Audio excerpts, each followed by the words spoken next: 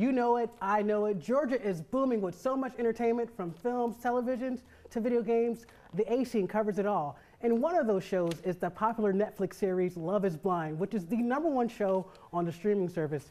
Here to join us today are two contestants, Mark Cuevo and Lauren Speed. Yes, hey, thank what's you for up? having Thanks us. for having me. Thanks for joining the A Scene today. Now, did you ever imagine this show would be as popular as it is today? I mean, super grateful that it's blown up how it is, but I think when you go into something like this and you're open and you're so authentic with your feelings, you hope that it's gonna be well received by the world, but I'm definitely blown away by like the support and people from all different continents and places, and it's just amazing. It's overwhelming almost. Yeah, and you know, when we were going through it, your mind doesn't go like, I wonder how everyone's gonna receive it, right? But the big thing is, I think that, you know, everyone kind of relates to somebody in this whole experience, right? It's like, I'm like that, or my ex-boyfriend was like that, or my mom's like, so it's like, we have so many personalities and so many that it's so real and authentic that I think people really connected with that. Absolutely. So what was it like, the filming process for this? Because from what I hear, this was filmed back in 2018. Right. Yeah. The filming process was emotional, kind of stressful at times. I mean, you have to think we were making decisions that could possibly like change the course of all of our lives like forever. So that's no easy task for anybody. So we had to really open up and be vulnerable and be honest with ourselves, with our emotions and how we feel. And that's draining for anybody. So it was hard, but it was also fun because we formed a lot of friendships and relationships, even like on the girls' side. I know it was like a sorority. So it's like we would have fun and have twerk contests and do all that type of stuff. It was fun. The guy's side heard about that, by the way. No, and like she said, like sorority house for us, it was a fraternity house in a way of like, you know, no one's ever done this before. You know, no one's ever been like, hey, sight unseen, let's you know, get married, let's do all this, get engaged, and do all this stuff. And in the way we did it, right?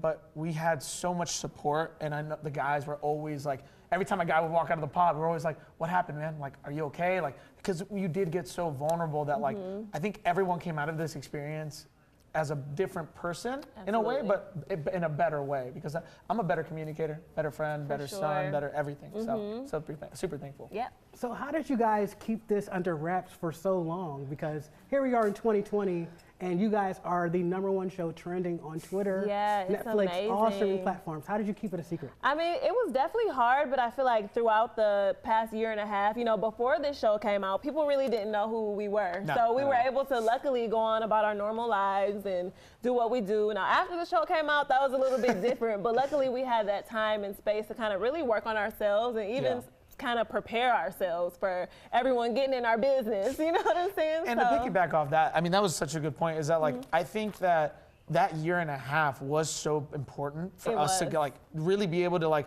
come to grips of what happened, you know, and really be introspective. And now that the show's come out, it's almost like people are like, oh, do you regret anything? Does anything make you cringe? And I'm like, I was living in the moment, and I look back, and I think, you know, Lauren agrees with the same thing. Is like we were just being ourselves, and such an experience of a lifetime. Totally. Well, your real life is actually unfolding in front of millions. Mark, why did you give Jessica so many chances? Were there any red flags for you? You know, this whole thing was very intense, and you know, she was my third date of this entire experience, right? And my first two, not that they were bad, it's just they were a little, you know, we didn't connect, and like right when we connected. And we got to connect on a deeper level as the experience went on. You fall in love with this idea of what love is, and you know what it could be. And you know, I held on to that. You know, I'm a fighter. I boxed for mental health awareness for a charity event. But like, you know, aside from that, is that like I truly believe that you always got to stand up for what you want, and that's what I did. And was it really love that called you guys to go on the show in the first place? I didn't want to cut you off. For ahead. me, I was definitely interested in, well, you know, my dating life was terrible. Okay, let's start there. So Is that the Atlanta dating scene? yes, it's terrible. It's terrible. So, you know, for me, I was really excited at the opportunity to meet someone without it being all about aesthetics and what we look like and, ooh, he's hot, or she has this, or blah, blah, blah. So I was really excited about connecting with someone on a deeper level, because I feel like in dating, that's so hard nowadays with the dating apps and social media and the internet. So it was, to me, I was like hoping for the best, although I was kind of scared, like skeptical, like, I don't know, but I went in with an open heart, and you know. because we're very, I mean, the culture today is very swipe left, swipe right. And, Yeah. you know, I mean, when we were in the pods, we got to eliminate that. And you really Right. got to get to know people for who they And were. be yourself. Yeah, it was 100% weird. Like, I think, again, why the response for the show has been so profound is because everyone was themselves. Like, me, Lauren, Cam, everyone. Like, we were just ourselves throughout the Right. whole thing. Okay, so speaking of people being themselves, why didn't you say anything when the dog drank the wine? I want to know too. Okay. The dog and the wine. You know, Jesus. looking back at it, that if you've noticed of that part of the whole section of the episode, I was getting questioned a lot, and I was really trying to be present and like. Now, don't get me wrong, I saw it at the corner of my eye, but like, I think after the fact, you're kind of like, wait, did that really happen? And like, you know, I'm so in tune of like what the conversation was that like I didn't even remember that until after looking back, and I'm like, oh, that happened. Like, And the okay. dog looked like it enjoyed it. Like, I do this all the time. You know, it's who know. I can't speak on like if it's good for the dog or not, but you know, that looking back at it, that's one of the crazier things that we saw. And Lauren, a lot of people fell in love with your love story. Now, the finale reveals something happened. Yes, I ended up getting married to Cameron. So, no. How has life been like? Life has been good, actually. You know, it's been very good, very happy. So how do you keep like something like that a secret? Has your family been sworn to secrecy? Oh man, well, kinda, but you know, with parents it's kind of hard because they just want to tell everything. Like, you know, my baby girl, she ain't single no more, or whatever it is, you know. So it's just like, you know, family, keep it quiet. Try to keep it with your family and your inner circle, and keep it at that. But it's hard. So one of the questions is, does the show pay for the wedding? The show does cover the wedding, although we get to pick how we want it to look, our own dresses, our own shoes, all that, but they do cover it. Cool. Everything. So I have a question for you both. Is love really blind? Yeah, I genuinely think it is because it's all about connection. And I think that when you kind of like go into yourself and what you want and what you truly, like in terms of character, what you're looking for and stuff like that, then you can't fake it. Like the eyes don't lie, the body language, like you feel it, you think about that person. And I think that you take away the superficial and you connect with someone, and I really think love can be blind. Yeah, true love is blind. True love is blind. Now, what was your reaction seeing Jessica being interested in Barnett on the show? You know, this whole experience was just so intense. Again, I look back at it and we were all just people trying to figure it out. And, you know, I never was angry or anything like that. I think it was just, again, how intense it was. We were just seeing how it went. If either of you could change one thing about day one in the pod, what would it be? Day Day one? one. Ooh, I would have brought more snacks.